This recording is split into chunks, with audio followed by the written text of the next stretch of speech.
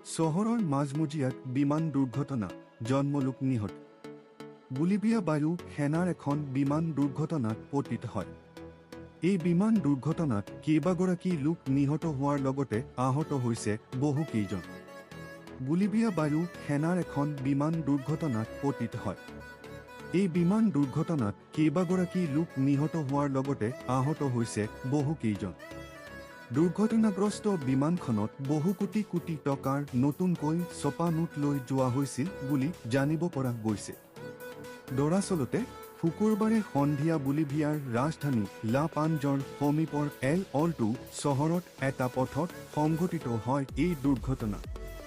সেনাবাহিনীৰ এই বিমানখন পথত চলাচল কৰি থকা বহু কেইখন বাহনৰ ওপৰতো পৰে। ইফালে বেয়া বতৰৰ ফলতেই এই দুৰ্ঘটনা সংঘটিত হোৱাৰ সন্দেহ কৰা হৈছে।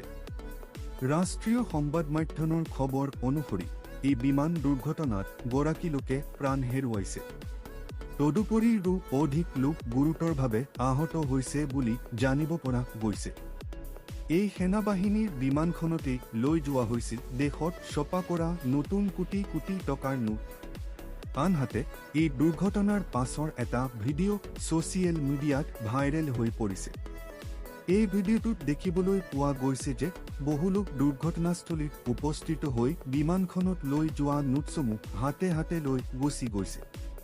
অৱশ্যে বলিভিয়া চৰকাৰৰ তৰফৰ পৰা এই ভিডিঅ'টো সন্দৰ্ভত কোনো স্পষ্টীকৰণ দিয়া হোৱা নাই। তৃতীয় বৰ্গৰ চাকৰি প্ৰদানৰ বাবে 10ৰ মাহ কৃতজ্ঞতা উপাসনা বকলিয়ালৰ। মুখ্যমন্ত্ৰীক সাক্ষাৎ ৰাজীৱ সদিয়াৰ পত্নী। প্ৰতিবেয় সদিয়া 26 ফেব্ৰুৱাৰীত মুখ্যমন্ত্ৰী ড হিমন্ত বিশ্ব শৰ্মা নেতৃত্বাধীন অসম চৰকাৰৰ কেবিনেটে প্ৰদাত গণশিল্পী ৰাজীৱ সদিয়াৰ সহধৰ্মণিক তিনিচুকীয়া জিলাতে তৃতীয় বৰ্গৰ এটা চৰকাৰী চাকৰি প্ৰদান কৰা হ'ব বুলি সিদ্ধান্ত লোৱাৰ এদিন পিছতে আজি মুখ্যমন্ত্ৰীক সাক্ষাৎ ৰাজ্যৰ মুখ্যমন্ত্ৰীগৰাকীয়ে সদিয়াত উপস্থিত হৈ প্ৰদাত শিল্পীগৰাকীৰ পৰিয়ালক সাক্ষাৎ কৰে। উল্লেখ্য যে 81 নং সদিয়া বিধানসভা সমষ্টিৰ বিভিন্ন প্ৰান্তৰ কেইবাটাও উন্নয়নমূলক আঁচনিৰ শুভাৰম্ভ কৰাৰ উদ্দেশ্যৰে আজি বিয়লি সদিয়াত আহি উপস্থিত হৈছিল ৰাজ্যৰ মুখ্যমন্ত্ৰী ড হিমন্ত বিশ্ব শৰ্মা। সদিয়া সমজিলাৰ অসম অৰুণাচল প্ৰদেশৰ সীমামূৰীয়া অম্বিকাপুৰত অনুষ্ঠিত হোৱা বিভিন্ন উন্নয়নমূলক প্ৰকল্পৰ শুভাৰম্ভণি অনুষ্ঠানৰ মাজতে প্ৰদাত গণশিল্পী ৰাজীৱ সদিয়াৰ সহধৰ্মণি উপাসনা গগৈ বকলিয়াল আৰু শিল্পীগৰাকীৰ 8 বছৰীয়া পুত্ৰ সুভাষিস গগৈক মুখ্যমন্ত্ৰীগৰাকীয়ে সাক্ষাৎ কৰি মত বিনিময় কৰে আৰু আগন্তুক বিধানসভা নিৰ্বাচনৰ অধিসূচনা জাৰি কৰাৰ আগে অসম চৰকাৰৰ কেবিনেটে লোৱা সিদ্ধান্তটো কাৰ্যকৰী কৰা হ'ব বুলি প্ৰতিশ্ৰুতি প্ৰদান কৰে। ইপিনে কালি সংবাদ মাধ্যম যোগে ৰাজ্যৰ মুখ্যমন্ত্ৰীগৰাকীয়ে প্ৰদাত গণশিল্পী ৰাজীৱ সদিয়াৰ পৰিবাৰ উপাসনা বকলিয়াল গগৈক অসম চৰকাৰৰ এটা তৃতীয় বৰ্গৰ চাকৰি প্ৰদান কৰিবলৈ লোৱা সিদ্ধান্তৰ বিষয়ে অৱগত কৰাৰ লগে লগে উৎফুল্লিত হৈ পৰিছে প্ৰদাত শিল্পীগৰাকীৰ পৰিয়াল, সদিয়াবাসী আৰু শুভাকাংক্ষীসকল। শিল্পীগৰাকীৰ পিতৃ শুক্ল গগৈ, মাতৃ লক্ষীমা গগৈ আৰু পত্নীয়ে সংবাদ মাধ্যমৰ আগত মনৰ ভাৱ প্ৰকাশ কৰি ৰাজ্যৰ মুখ্যমন্ত্ৰী ড হিমন্ত বিশ্ব শৰ্মাৰ লগতে সাংস্কৃতিক পৰিক্ৰমা মন্ত্ৰী বিমল বৰা, স্থানীয় বিধায়ক বলিন চেতিয়া আৰু অসম চৰকাৰক এই পদক্ষেপৰ বাবে আন্তৰিক ধন্যবাদ তথা কৃতজ্ঞতা জ্ঞাপন কৰিছে। উল্লেখ্য যে যোৱা বছৰৰ 13 জানুৱাৰীত তিনিচুকীয়া জিলাৰ ফুলবাৰীত অনুষ্ঠিত এক সাংস্কৃতিক অনুষ্ঠানত সংগীতানুষ্ঠান পৰীক্ষা কৰি থকা অৱস্থাত ৰাজীৱ সদিয়াৰ অকল মৃত্যু ঘটিছিল। বধূবৃদ্ধ পিতৃ-মাতৃ, সহোদৰ ভাতৃ আৰু পৰিয়ালৰ অন্যান্যসকলৰ লগতে পৰিবাৰ একমাত্ৰ পুত্ৰক ইহ সংসাৰত এৰি গৈছিল শিল্পীগৰাকীয়ে। শিল্পীগৰাকীৰ মৃত্যুৰ পিছতে পৰিয়ালটোলৈ অমানিশা নামি আহিছিল, কাৰণ পৰিয়ালটোৰ একমাত্ৰ উপাৰ্জনকাৰী আছিল শিল্পীগৰাকী। প্ৰণিধানযোগ্য যে স্বদেশ স্বজাতিৰ হকে গান গাই অসমীয়া ৰাইজৰ সমাদৰ বুটলিবলৈ সক্ষম হোৱা জাতীয় চেতনাৰে উদ্বুদ্ধ শিল্পীগৰাকীৰ মৃত্যুৰ পিছত শিল্পীগৰাকীৰ পৰিবাৰক এটা চৰকাৰী চাকৰি প্ৰদান কৰিবলৈ বিভিন্ন দল সংগঠন, অসমৰ শিল্পী সমাজ, অনুষ্ঠান, সচেতন নাগৰিকসকলে অসম চৰকাৰক বিগত সময়ছোৱাত দাবী জনাই আছিল। গণশিল্পীগৰাকীৰ মৃত্যুৰ এবছৰৰ পিছত যোৱা ২৬ ফেব্ৰুৱাৰী ৰাজ্যৰ মুখ্যমন্ত্ৰীৰে এই দাবী পূৰণৰ বাবে অসম চৰকাৰে গ্ৰহণ কৰা পদক্ষেপৰ বিষয়ে সংবাদ মাধ্যমযোগে অৱগত কৰাত উৎফুল্লিত হৈ পৰাৰ লগতে কৃতজ্ঞতা আৰু ধন্যবাদ জ্ঞাপন কৰিছে শিল্পীগৰাকীৰ পৰিয়াল তথা শুভাকাংক্ষীসকলে। কাৰ্বি আংলং জিলাৰ প্ৰতিষ্ঠাপক প্ৰয়াত ৰুচেমছন সিং ইঙুটিৰ সংখ্যক মৃত্যু তিথি উদযাপন।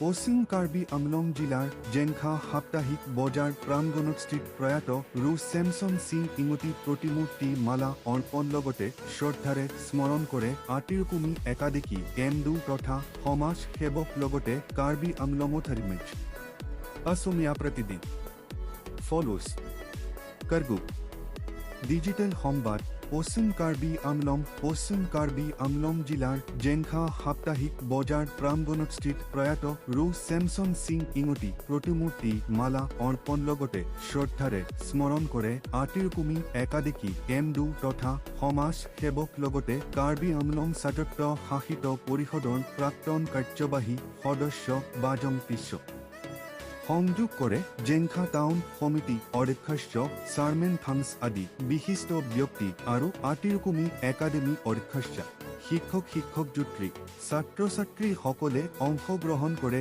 চমু ভাষণত বাজং পিছয়ে উল্লেখ কৰে যে প্ৰজাত চেমছন সিং ইঙুটি আদৰ্শ সমগ্ৰ অসম লগতে জিলাখনৰ চুকে কিনে ৰাইজৰ মাজত তেওঁৰ আদৰ্শসমূহৰ জীয়াই ৰাখিবলৈ ব্যাখ্যা আগবঢ়ায়। তদুপৰি অনাগত দিনত বিভিন্ন শিক্ষা প্ৰতিষ্ঠান প্ৰজাত চেমছন সিং ইঙুটি বিষয়ে বিভিন্ন কাৰ্যসূচী গ্ৰহণ কৰিব বুলি উল্লেখ কৰে।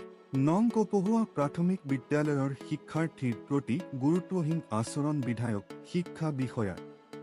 এইখনৰ পাছত সিখন চৰকাৰী খণ্ডৰ বিদ্যালয় চিৰকাললৈ বন্ধ হোৱাৰ পাছত ঢকুৱাখনাৰ এখন ঐতিহ্য বহনকাৰী প্ৰাথমিক বিদ্যালয়ৰ প্ৰতিও নামি আহিছে ভয়ংকৰ দুৰ্যোগ। চৰকাৰী বেতনভোগী এছাম দায়িত্বশীল শিক্ষা বিষয়াৰ ফলোৱাৰ্ছ TRSS ডিজিটেল সংবাদ ঢকুৱাখানা ইখনৰ পাছত সিখন চৰকাৰী খণ্ডৰ বিদ্যালয় চিৰকাললৈ বন্ধ হোৱাৰ পাছত ঢকুৱাখানাৰ এখন ঐতিহ্য বহনকাৰী প্ৰাথমিক বিদ্যালয়ৰ প্ৰতিও নামি আহিছে ভয়ংকৰ দুৰ্যোগ। চৰকাৰী বেতনভোগী এছাম দায়িত্বশীল শিক্ষা বিষয়াৰ দায়িত্বহীন কাণ্ডৰ পৰিপ্ৰেক্ষিতত এইবাৰ অন্ধকাৰ ভৱিষ্যতৰ দিশে গতি কৰিছে ঢকুৱাখানা বিদ্যালয়সমূহৰ উপ পৰিদৰ্শকৰ কাৰ্যালয় অন্তৰ্গত ৩১ নম্বৰ কপহুৱা প্ৰাথমিক বিদ্যালয়। ঢকুৱাখানাৰ শৈক্ষিক সম্ভ্ৰম হিচাপে চিহ্নিত ১৮৭২ চনতে প্ৰতিষ্ঠা হোৱা ৩১ নম্বৰ কপহুৱা প্ৰাথমিক বিদ্যালয়ত দীৰ্ঘদিন ধৰি বিৰাজ কৰি আহিছে শিক্ষকবিহীন অৱস্থা। মুঠ ৬টা শ্ৰেণীৰ শতাধিক শিক্ষাৰ্থীয়ে পাঠ গ্ৰহণ কৰা এইখন চৰকাৰী খণ্ডৰ বিদ্যালয়ত ভাৰপ্ৰাপ্ত প্ৰধান শিক্ষকগৰাকী সহ ৩ গৰাকী শিক্ষকতা আগবঢ়াই আহিছে। এগৰাকী টিউটৰ আৰু ২ গৰাকী নিয়মীয়া শিক্ষক নিযুক্ত এইখন বিদ্যালয়ৰ নিয়মীয়া শিক্ষক ২ গৰাকী অৱসৰ গ্ৰহণৰ সময় সমাগত যদিও নিৰবিচ্ছিন্ন শিক্ষকতা আগবঢ়াই আহিছে। ইতিমধ্যে শিক্ষাৰ্থী নামভৰ্তিৰ সময় আৰম্ভ হোৱাৰ সময়তে বিদ্যালয়খনত পৰ্যাপ্ত শিক্ষক নিযুক্তি নিদি অকামিন্য শিক্ষা বিষয়া বৰফুকনে গ্ৰহণ কৰি অহা দায়িত্বহীন ভূমিকাৰ বাবে শুক্ৰবাৰে এনেবোৰ পক্ষৰ বিৰুদ্ধে সবল প্ৰতিবাদত নামে শিক্ষাৰ্থীসকল। যোৱা শুকুৰবাৰে বিদ্যালয় প্ৰাংগণত উপস্থিত হোৱা সমূহ শিক্ষাৰ্থীয়ে বিদ্যালয়ৰ পাঠ গ্ৰহণৰ পৰা বিৰত হৈ বিদ্যালয় প্ৰাংগণত সাব্যস্ত কৰে গণতান্ত্ৰিক প্ৰতিবাদ। ইতিমধ্যে ১৫০ বছৰ অতিক্ৰম কৰা বিদ্যালয়খনত অতি কমেও আৰু ২ গৰাকী শিক্ষক নিযুক্তি দিয়াৰ দাবীত প্ৰতিবাদ সাব্যস্ত কৰে শিক্ষাৰ্থীসকলৰ লগতে অভিভাৱক ৰাইজে। বিদ্যালয় পৰিচালনা সমিতিৰ সহযোগিতাত সাব্যস্ত হোৱা এই প্ৰতিবাদৰ কালত বিদ্যালয় পৰিচালনা সমিতিয়ে জনোৱা মতে বিদ্যাৰ্থীসকলৰ গুণগত শিক্ষা প্ৰদানৰ সহায়ক হোৱাকৈ আৰু ২ গৰাকী শিক্ষক নিযুক্তি দিয়াৰ দাবীত ইতিমধ্যে ঢকুৱাখানাৰ বিধায়ক নৱদলে বিদ্যালয়সমূহৰ উপ পৰিদৰ্শক সৌৰভ বৰফুকন, খণ্ড প্ৰাথমিক শিক্ষা বিষয়া বিদ্যুৎ গগৈ, লখিমপুৰ জিলা আয়ুক্ত আৰু সমজিলা প্ৰশাসন সকলোকে স্মাৰক পত্ৰ প্ৰদান কৰি আহিছিল বিদ্যালয় পৰিয়ালে। বিধায়ক প্ৰমুখ্যে সকলো চৰকাৰী বিষয়াই প্ৰতিবাৰেই শিক্ষক নিযুক্তি দিয়াৰ প্ৰতিশ্ৰুতি দিয়ে। কিন্তু বাস্তৱত এজনো শিক্ষক নিযুক্তি দিয়াত গুৰুত্ব নিদিলে এনেবোৰ পখৰি শ্ৰেণী অনুপাতে শিক্ষক নিযুক্তি দিয়াৰ দাবীলৈ গুৰুত্ব আৰোপ নকৰি চৰম দায়িত্বহীনতা প্ৰদৰ্শন কৰি অহা বেপৰোৱা শিক্ষা বিষয়া বৰফুকনৰ এনে হঠকাৰী আচৰণৰ প্ৰতিবাদত শিক্ষা এৰি সংগ্ৰামত নমা বুলি কৈ অয়ক শিক্ষা বিষয়াগৰাকীৰ ওপৰত ক্ষোভ উজাৰে। বৃহত্তৰ অঞ্চলটোৰ অন্যতম নামজ্বলা বিদ্যালয়খনৰ দীৰ্ঘদিনীয়া এনে শিক্ষকবিহীন অৱস্থাৰ পৰা পৰিত্ৰাণ বিচাৰি আজি শিক্ষাৰ্থীসকলে আমাক পৰ্যাপ্ত শিক্ষক দিয়ক, আমাক আৰিগৰাকী শিক্ষক লাগিবই, শিক্ষা বিষয়া হাই হাই আদি শ্লোগান দি বিদ্যালয় চৌহদ উত্তাল কৰি তোলে। বিদ্যালয়খনৰ একাংশ অভিভাৱক ৰাইজে অভিযোগ কৰে যে কেৱল বেতনৰ আশা পালি থকা অকামিন্য শিক্ষা বিষয়া ডি আই আৰু বিইই বিদ্যালয়খনৰ দীৰ্ঘদিন জোৰা এই দুৰৱস্থা আঁতৰ কৰাত মনোনিৱেশ নকৰিলে। ঢকুৱাখনৰ বিধায়ক নৱ দলেদেও কণ কণ ছাত্ৰ ছাত্ৰীসকলৰ ভৱিষ্যতৰ কথা চিন্তা কৰাৰ আহৰি নাই। পৰ্ণতিত বিদ্যালয়খনৰ শিক্ষাৰ্থীসকল উপযুক্ত শিক্ষাৰ পৰা বঞ্চিত হোৱা বুলি কৈ এনেবোৰ অকামিন্য বিষয়া জনপ্ৰতিনিধিৰ গুৰুত্বহীনতাৰ বাবেই বিদ্যালয়খনৰ ভৱিষ্যতে অন্ধকাৰাচ্ছন্ন হোৱাৰ পৰিপ্ৰেক্ষিতত ছাত্ৰ ছাত্ৰীসকলৰ এনে প্ৰতিবাদী কাৰ্যসূচী গ্ৰহণৰ বিকল্প নোহোৱা হ'ল বুলি দোহাৰে। বিদ্যালয় পৰিয়ালে শীঘ্ৰে দুগৰাকী স্থায়ী শিক্ষক নিযুক্তি দিয়াৰ অন্তিম দাবী জনায়। অন্যথায় অন্য প্ৰতিবাদী কাৰ্যসূচী হাতত লোৱাৰো সকীয়নি দিয়ে শিক্ষা বিভাগৰ লগতে বিধায়কগৰাকী। উল্লেখযোগ্য যে সভাই সমিতিয়ে গেৰুৱা ষ্টাফক বাহিনীয়ে বিধায়ক নৱদলে আধুনিক ঢকুৱাখনাৰ নিৰ্মাতা আখ্যা দি চলাই অহা প্ৰচাৰৰ উলংগ স্বৰূপ উদঙাই আজি কণ কণ ছাত্ৰ ছাত্ৰীসকলে সাব্যস্ত কৰা কাৰ্যই বিধায়কগৰাকীৰ তথাকথিত উন্নয়নৰ বাস্তৱ ৰূপ সবল ৰূপত উন্মোচিত কৰিলে। মন্ত্ৰীৰ মূৰত নাই হেলমেট, নেদেখিলে শোণিতপুৰৰ যান বাহন আৰক্ষীয়ে। আমাৰ দেশত সকলোৰে বাবে আইন সমান, কিন্তু কিছু কিছু ক্ষেত্ৰত ক্ষমতাশালী লোকে কেতিয়াবা উলংঘা কৰে আইনৰ। ঠিক তেনেকৈ ক্ষমতাৰ অপব্যৱহাৰ কৰি যান বাহন আইন উলংঘা কৰিলে মন্ত্ৰী অসুখহীন হলে। আমাৰ দেশত সকলোৰে বাবে আইন সমান, কিন্তু কিছু কিছু ক্ষেত্ৰত ক্ষমতাশালী লোকে কেতিয়াবা উলংঘা কৰে আইনৰ। ঠিক তেনেকৈ ক্ষমতাৰ অপব্যৱহাৰ কৰি যান বাহন আইন উলংঘা কৰিলে মন্ত্ৰী অসুখহীন হলে। বহু সময়ত বিতৰ্কৰ মাজত সোমাই থকা মন্ত্ৰীগৰাকীয়ে মূৰ হেলমেট পৰিধান নকৰাকৈয়ে চলাই ফুৰিছে দুচকীয়া বাহন। ঢেকিয়াজুলিত বিজেপিৰ কাৰ্যসূচীত হেলমেট পৰিধান নকৰাকৈ ৰাজপথত বাইক চলাই যান বাহন আইন উলংঘা মন্ত্ৰী অশোক সিংহলৰ। মন্ত্ৰীক অনুসৰণ কৰি নিৰ্বাচনী প্ৰচাৰত অংশ লোৱা গৰিষ্ঠ সংখ্যক নেতাকৰ্মীয়ে পৰিধান কৰা নাই হেলমেট। সাধাৰণ নাগৰিকে এনে নিয়ম উলংঘা কৰিলে ততাতৈয়াকৈ জৰিমনা বিহা যান বাহন আৰক্ষীও নিমাত। এই সকলোবোৰ দেখি শোণিতপুৰৰ যান বাহন আৰক্ষী আৰু জিলা পৰিবহণ বিভাগে এই ক্ষেত্ৰত নীৰৱ ভূমিকা পালন কৰাক লৈ ৰাইজৰ মাজত ব্যাপক প্ৰতিক্ৰিয়াৰ সৃষ্টি হৈছে। আৰম্ভ হ'ব যুদ্ধ, ইৰাণৰ মাজমজিয়াত ভয়ংকৰ বিস্ফোৰণ। বিশ্বত যিকোনো সময়তে দুখন দেশৰ মাজত আৰম্ভ হ'ব পাৰে যুদ্ধ।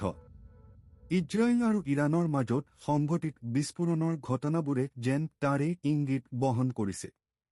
বিশ্বত যিকোনো সময়তে দুখন দেশৰ মাজত আৰম্ভ হ'ব পাৰে যুদ্ধ। ইজৰাইল আৰু ইৰাণৰ মাজত সংঘটিত বিস্ফোৰণৰ ঘটনাবোৰে যেন তাৰে ইংগিত বহন কৰিছে। ইৰাণৰ ৰাজধানী চহৰ তেহৰাণত এতিয়া বিস্ফোৰণ আৰু ধ্বংসলীলা দেখিবলৈ পোৱা গৈছে। ইজৰাইলৰ ৰোষত পৰা ইৰাণত ৰাজধানী চহৰখনত ইতিমধ্যে কেইবাটাও বিস্ফোৰণ সংঘটিত হোৱাৰ খবৰ আহিছে। দৰাচলতে ইজৰাইলে ইৰাণৰ বিৰুদ্ধে প্ৰিভেণ্টিভ এটেক অৰ্থাৎ সতৰ্কতামূলক সামৰিক ব্যৱস্থা গ্ৰহণ কৰিছে।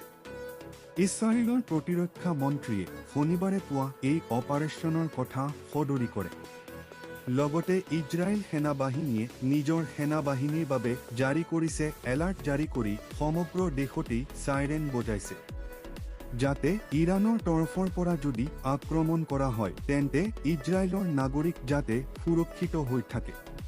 ইয়াৰ মাজতে ইৰাণৰ ৰাজধানী তেহৰানত বহুকেইটা বিস্ফোৰণ সংঘটিত হোৱাৰ খবৰ প্ৰকাশ পাইছে ৰাষ্ট্ৰীয় সংবাদ মাধ্যমত। ৰাজধানী চহৰখনৰ মধ্যভাগত কমেও 3টাকৈ বিস্ফোৰণ সংঘটিত হৈছে। অৱশ্যে ইৰাণৰ তৰফৰ পৰা এই সন্দৰ্ভত কোনো স্পষ্টীকৰণ দিয়া হোৱা নাই। লক্ষণীয় যে এই ঘটনা এনে সময়ত সংঘটিত হৈছে যি সময়ত ইৰাণ আৰু আমেৰিকা পাৰমাণৱিক কাৰ্যসূচীক লৈ আলোচনাত মিলিত হৈছে। বৃহস্পতিবাৰে জেনেভাত দুখন দেশৰ মাজত এই সন্দৰ্ভত এক বৈঠকত অনুষ্ঠিত হৈছিল। এই আলোচনাৰ মুখ্য উদ্দেশ্য আছিল ইৰাণৰ পাৰমাণৱিক কাৰ্যসূচীক লৈ দশক ধৰি চলি অহা অচলাৱস্থা দূৰ কৰা। যুদ্ধ ক্ষেত্ৰত পাকিস্তানৰ সংগী হ'ব পাৰে আমেৰিকা। পাকিস্তান আফগানিস্তানৰ মাজত চলি থকা যুদ্ধত প্ৰৱেশ কৰিছে ট্ৰাম্পে। এই যুদ্ধক লৈ শেহতীয়াকৈ প্ৰতিক্ৰিয়া প্ৰকাশ কৰিছে মাৰ্কিন ৰাষ্ট্ৰপতি ট্ৰাম্পে। এই বিষয়ত তেওঁ হস্তক্ষেপ কৰিব বুলি ট্ৰাম্প উল্লেখ কৰি কয় যে পাকিস্তানৰ সৈতে আমাৰ পাকিস্তান আফগানিস্তানৰ মাজত চলি থকা যুদ্ধত প্ৰৱেশ কৰিছে ট্ৰাম্পে। এই যুদ্ধক লৈ শেহতীয়াকৈ প্ৰতিক্ৰিয়া প্ৰকাশ কৰিছে মাৰ্কিন ৰাষ্ট্ৰপতি ট্ৰাম্পে। এই বিষয়ত তেওঁ হস্তক্ষেপ কৰিব বুলি ট্ৰাম্প উল্লেখ কৰি কয় যে পাকিস্তানৰ সৈতে আমাৰ ভাল সম্পৰ্ক। পাকিস্তানে বৰ্তমান উৎকৃষ্ট কাম কৰি আছে। ৱাশ্বিংটনত সংবাদ মাধ্যমৰ সৈতে হোৱা এক সাক্ষাৎকাৰ ট্ৰাম্পে পাকিস্তান আৰু আফগানিস্তানৰ মাজত চলি থকা যুদ্ধত হস্তক্ষেপ কৰাৰ বিষয়ে সোধাত তেওঁ কয় যে মই হস্তক্ষেপ কৰিম, কিন্তু পাকিস্তানৰ সৈতে মোৰ অতি ভাল সম্পৰ্ক আছে। তেওঁলোকৰ এজন ভাল প্ৰধানমন্ত্ৰী, এজন ভাল সেনা জেনেৰেল আছে। এই দুয়োজনেই মানুহক মই বহুত সন্মান কৰোঁ। পাকিস্তানে এক ডাঙৰ কাম কৰি আছে। যুদ্ধত কাক সমৰ্থন বুলি সোধা প্ৰশ্নৰ প্ৰত্যক্ষভাৱে উত্তৰ প্ৰদান নকৰি পাকিস্তানৰ সৈতে ভাল সম্পৰ্কৰ কথা উল্লেখ কৰা প্ৰসংগটোক লৈ পাকিস্তানেও সন্তুষ্টি প্ৰকাশ কৰিছে। ট্ৰাম্পৰ এই বক্তব্যৰ পিছতে আমেৰিকাৰ বিদেশ মন্ত্ৰালয়েও ইছলামাবাদৰ প্ৰতি সমৰ্থন প্ৰকাশ কৰে। ৰাজনৈতিক পৰিক্ৰমা বিভাগৰ উপবিদেশ সচিব এলিছন এম হুকাৰে কয় যে তেওঁ পাকিস্তানৰ বৈদেশিক সচিবৰ সৈতে কথা পাতি শেহতীয়া সংঘাতত হেৰুওৱা জীৱনৰ বাবে শোক প্ৰকাশ কৰিছে। হুকাৰে কয় যে আমি পৰিস্থিতি নিবিড়ভাৱে নিৰীক্ষণ কৰি আছো আৰু তালিবানৰ আক্ৰমণৰ বিৰুদ্ধে পাকিস্তানৰ আত্মৰক্ষাৰ অধিকাৰক সমৰ্থন কৰিছো। বিধানসভাৰ নিৰ্বাচনক লৈ বুজাবুজিৰ এধা। BPFৰে মিত্ৰতা চূড়ান্ত বিজেপিৰ। হাগ্ৰামাৰ দলে টা সমষ্টিত প্ৰতিদ্বন্দ্বিতা কৰাৰ বিপৰীতে বিজেপিয়ে যুঁজিব 4 আসনত। ৰাভা হাছং যৌথ সংগ্ৰাম পৰিষদৰ লগতো সম্পন্ন আসন বুজাবুজি 10 মাৰ্চৰ পূৰ্বে খাতাম হ'ব। কিমান আসন পাব অগপই বুজাবুজিত উপনীত হ'ব নোৱাৰা সমষ্টিত হ'ব বন্ধুত্বমূলক প্ৰতিদ্বন্দ্বিতা। অৱশেষত বিজেপি আৰু BPFৰ মাজত মিত্ৰতা চূড়ান্ত হ'ল। BTCৰ অন্তৰ্গত খন বিধানসভা আসন NDAৰ দখললৈ অনাৰ বাবে গেৰুৱা দলটোৱে প্ৰস্তুত কৰিছে বিশেষ ৰণকৌশল। সেই অনুসৰি UPPLৰ পৰিৱৰ্তে BPFৰ সৈতে মিত্ৰতাৰ বান্ধোনত আবদ্ধ হৈছে দলটো। অৱশ্যে দিল্লী আদালতত মুখঠেকেচা খালে CBI। পুৰা কেলেংকাৰীত দোষমুক্তত কেজৰিৱাল চিচিডিয়া 23 ব্যক্তি। গোচৰ চলাব পৰাকৈ আদালতত কোনো তথ্য প্ৰমাণ দিব নোৱাৰিলে তদন্তকাৰী সংস্থানটোৱে ডাঙৰ ৰাজনৈতিক ষড়যন্ত্ৰ আখ্যা দি মোদী অমিত শ্বাহক সমালোচনা। কেজৰিৱালৰ ৰাজনীতিত তোলপাৰ লগোৱা দিল্লীৰ সুৰা কেলেংকাৰীৰ গোচৰত আজি দিল্লীৰ এখন আদালতে এটা গুৰুত্বপূৰ্ণ ৰায় দি দিল্লীৰ প্ৰাক্তন মুখ্যমন্ত্ৰী অৰবিন্দ কেজৰিৱাল, প্ৰাক্তন উপমুখ্যমন্ত্ৰী মনীষ চিচোদিয়াকে ধৰি 23 অভিযুক্তক দোষমুক্ত কৰে। দিল্লীৰ ৰাউজ এভিনিউ কোৰ্টে এই গোচৰত দুয়োজনকে ক্লিন চিট দি CBIক দাখিল কৰা অভিযোগনামা বিচাৰৰ বাবে গ্ৰহণ কৰিবলৈ অস্বীকাৰ কৰে। উল্লেখযোগ্য যে গৰিমাৰ হাতত বঁটা অৰ্পণ কৰ্তৃপক্ষৰ মৰণোত্তৰভাৱে জুবিন গাৰ্গক টাকৈ ফুলফেডাৰ বঁটা। অসমীয়া প্ৰাণৰ শিল্পী জুবিন গাৰ্গলৈ আজি মৰণোত্তৰভাৱে আগবঢ়োৱা হয় 3টাকৈ ফুলফেডাৰ বঁটা।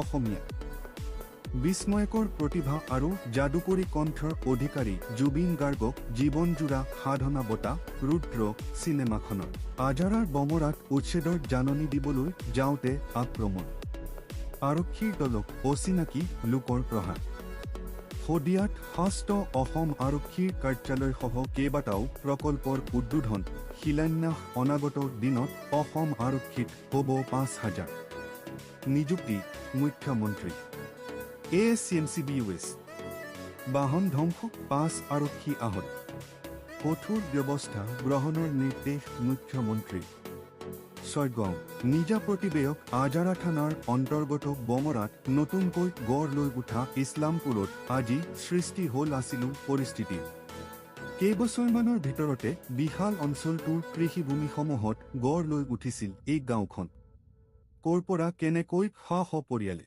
ধেমাজিত মিছন বসুন্ধৰা পইণ্টৰ শুভাৰম্ভ বাংলাদেশীক মাটি ল'বলৈ নিদিয়ে চৰকাৰে মুখ্যমন্ত্ৰী ৰাজ্যৰ ১,০৬,৯০৫ খিলঞ্জীয়াই পালে ভূমিপট্টা মাছখোৱা নিজা বাতৰি দিওঁতা মুখ্যমন্ত্ৰী হিমন্ত বিশ্ব শৰ্মাই আজি ধেমাজিৰ দেউৰী বিলত আয়োজিত এটা অনুষ্ঠানত মিছন বসুন্ধৰা পইণ্টৰ অধীনত ৰাজ্যৰ খিলঞ্জীয়া ভূমিহীন পৰিয়ালক ভূমিপট্টা প্ৰদান বিভিন্ন ৰাজহুৱা অনুষ্ঠানত দৈনিক ১ লাখ লোকৰে সম্পৰ্ক স্থাপনৰ লক্ষ্য আজিৰ পৰা জন্ম আশীৰ্বাদ যাত্ৰাৰে বিজেপিয়ে বজাব ৰণসীমা ডিজিটেল অভিযান মোদীৰ বন্ধুৰ সূচনা তা নিৰ্বাচনী গীত মুকলি প্ৰতি লক্ষ্য ৰাখি ৰাজ্যিক বিজেপিয়ে প্ৰতিদিনে ১ লাখ লোকৰ সৈতে সম্পৰ্ক স্থাপনৰ লক্ষ্যৰে কাইলৈৰ পৰা জন্ম আশীৰ্বাদ যাত্ৰা আৰম্ভ কৰি নিৰ্বাচনী ৰণসীমা বজাব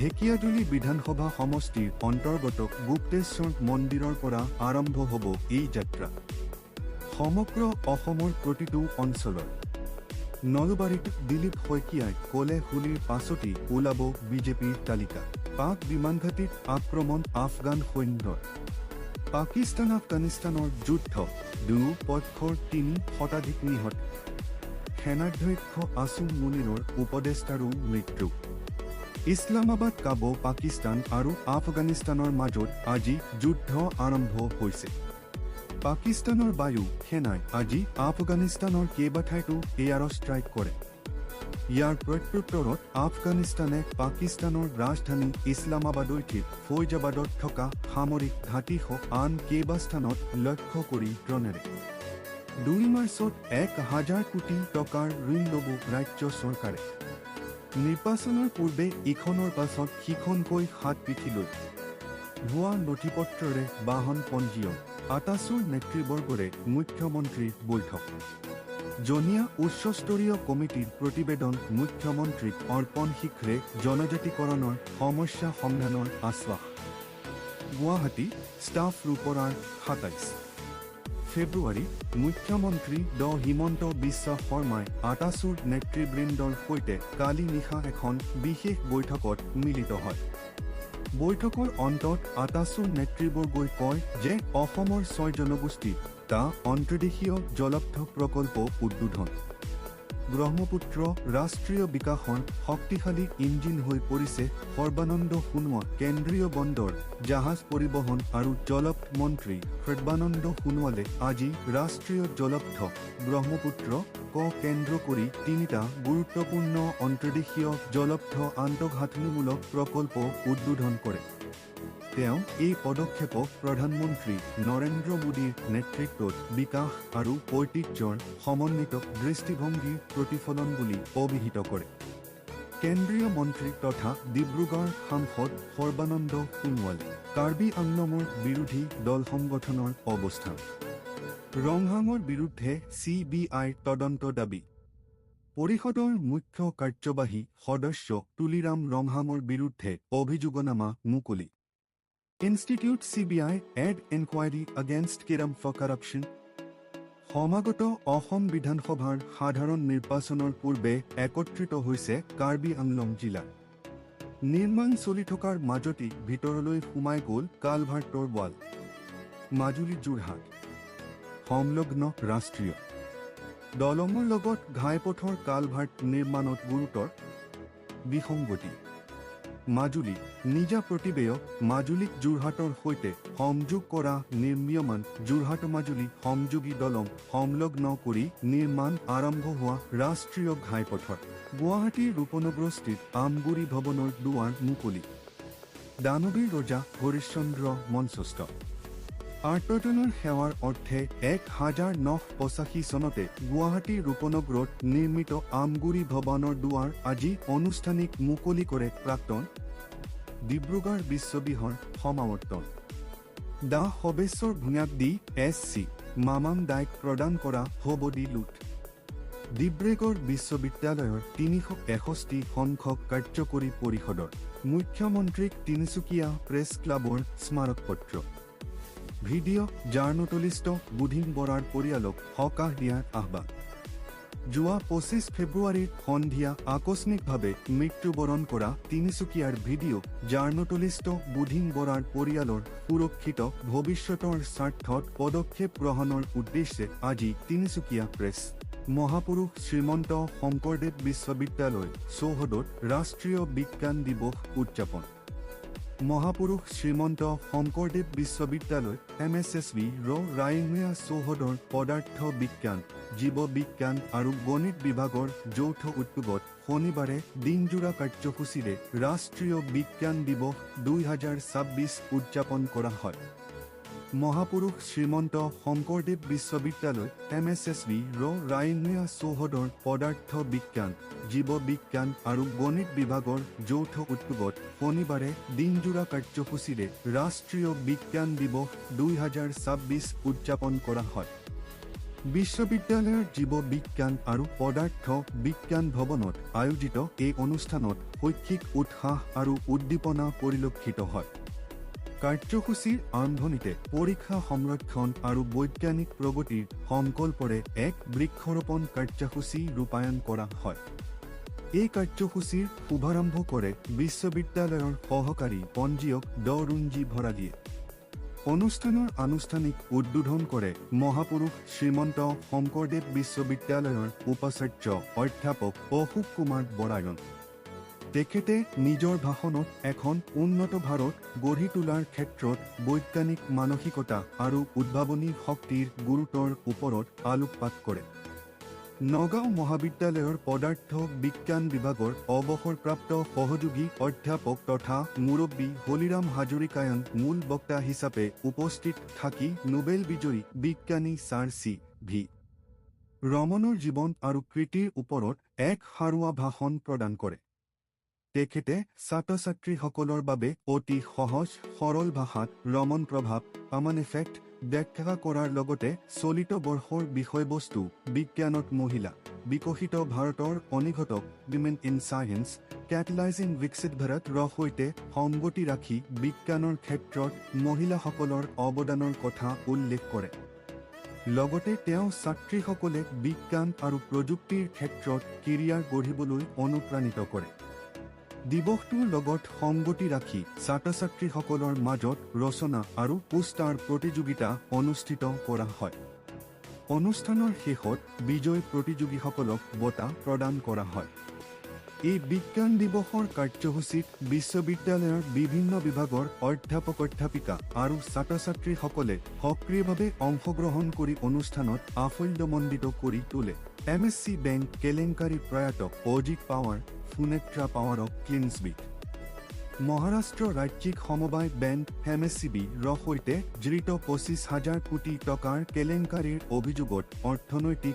অপৰাধ শাখাই OWA দাখিল কৰা প্ৰতিবেদন মুম্বাইৰ বিশেষ আদালতে স্বীকাৰ কৰিছে মহাৰাষ্ট্ৰ ৰাজ্যিক সমবায় বেংক MSCB সৈতে জড়িত 25,000 কোটি টকাৰ কেলেংকাৰীৰ অভিযোগত অৰ্থনৈতিক অপৰাধ শাখাই OWA দাখিল কৰা প্ৰতিবেদন মুম্বাইৰ বিশেষ আদালতে স্বীকাৰ কৰিছে এই কেলেংকাৰীৰ গোচৰত ক্লিনছবিট লাভ কৰিলে অজিত পাৱাৰ আৰু সুনেত্ৰা পাৱাৰে EOWৰ তৰফৰ পৰা আদালতক কোৱা হৈছে যে এই ঘটনাক লৈ কোনো অপৰাধ সংঘটিত হোৱা নাই ঋণ পৰিশোধৰ ক্ষেত্ৰত সংঘটিত ভুলত কোনো ধৰণৰ অপৰাধ কৰা হোৱা নাই উল্লেখযোগ্য যে এই ঘটনাক লৈ এগৰাকী ব্যক্তিয়ে আবেদন দাখিল কৰিছিল কিন্তু আবেদনখন খাৰিজ কৰি বিশেষ আদালতে অজিত পাৱাৰ আৰু সুনেত্ৰা পাৱাৰক ক্লিনচিট দিছে।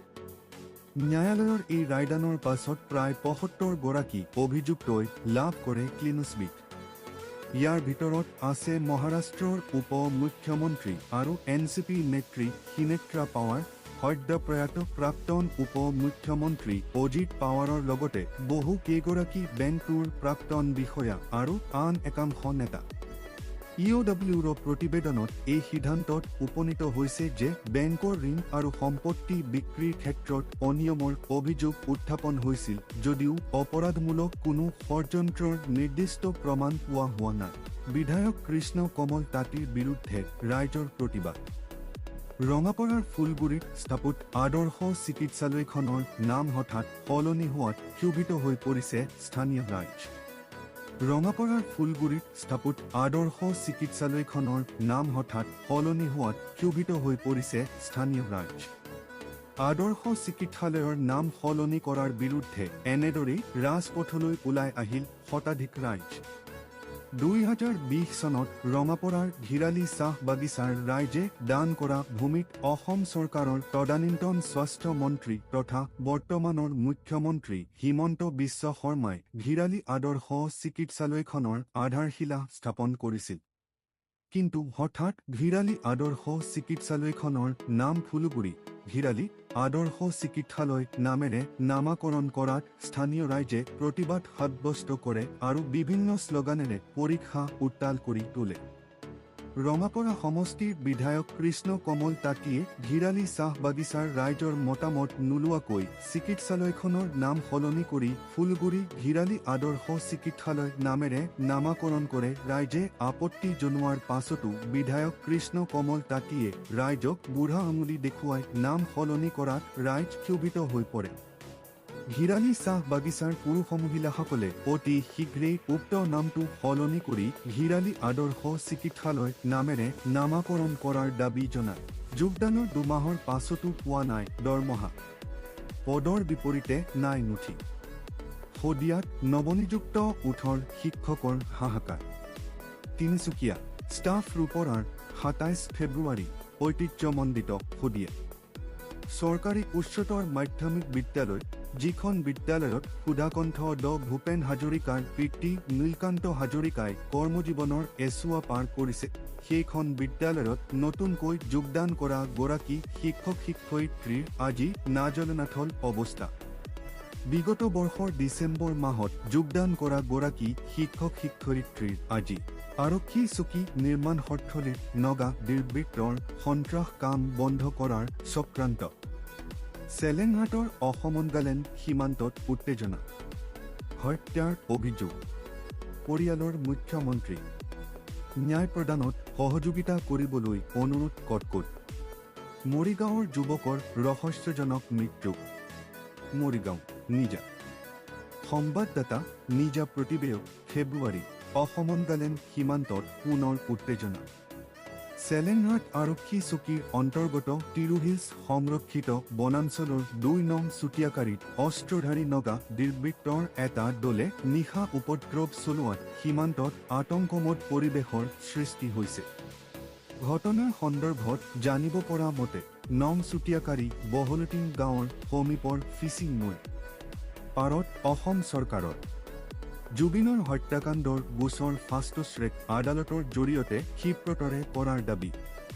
অজাপৰ প্ৰতিবাদত উত্তাল ছ'চিয়েল। মুখ্যমন্ত্ৰীয়ে জুবিন গাৰ্গৰ ন্যায়ক লৈ ৰাজনীতি কৰিছে, লিৰণ জ্যোতি। গৰিমা শইকীয়া গাৰ্গৰ আহ্বান।